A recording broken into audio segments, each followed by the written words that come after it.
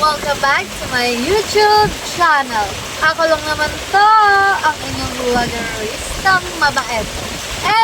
So ang topic na natin ngayon guys ay tungkol sa tamad na mga anak. Ikaw, nakaka-relate ka ba? Kaya panoorin mo to hanggang dulo. Para na!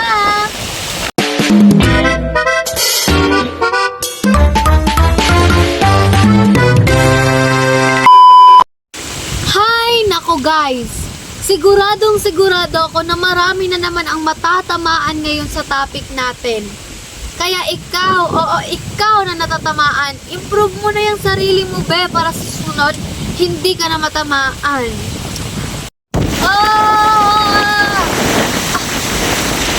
Ang lakas ng hangin! Kasi lakas ng katamaran mo be.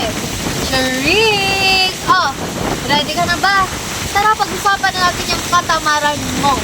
Parat na! Ang pagkakaroon ng tamad na ugali guys ay hindi maganda. Dahil walang mangyayari sa buhay mo at saka wala kang patutunguhan.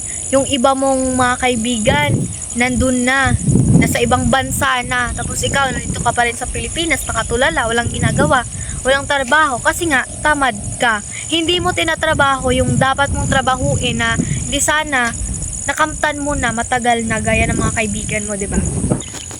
Madalas nangyayari to sa mga taong walang pangarap sa buhay. Katulad na nga lang ng palaasa sa magulang. Lagi na lang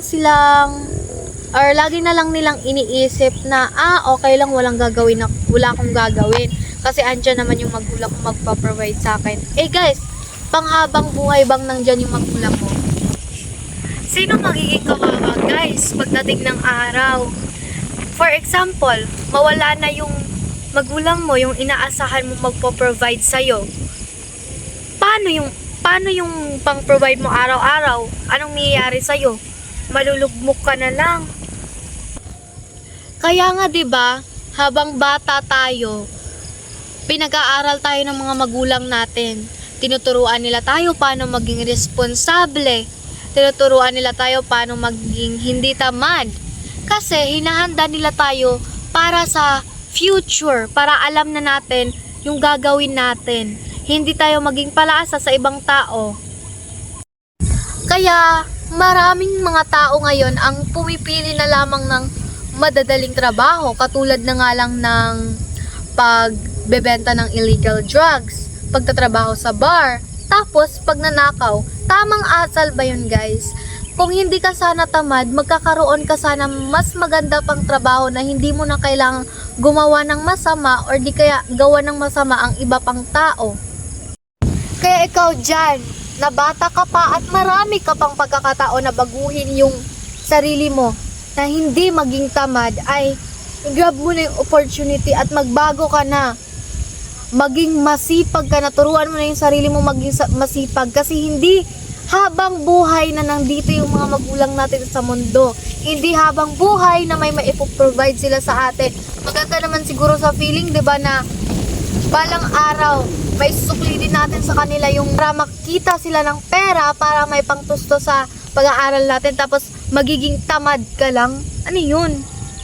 So, ang POV ng topic natin ngayon guys ay wala talagang magandang maidudulot ang katamaran sa buhay ng isang tao. Bagkus, mapupunta ka lamang nito sa pagkalugmok at kawalan ng disiplina sa sarili. Ang moral natin ngayon guys sa topic natin ay hindi habang buhay na nandito yung magulang natin sa mundo. Kaya turuan natin ang sarili nating maging independent at huwag maging tamad.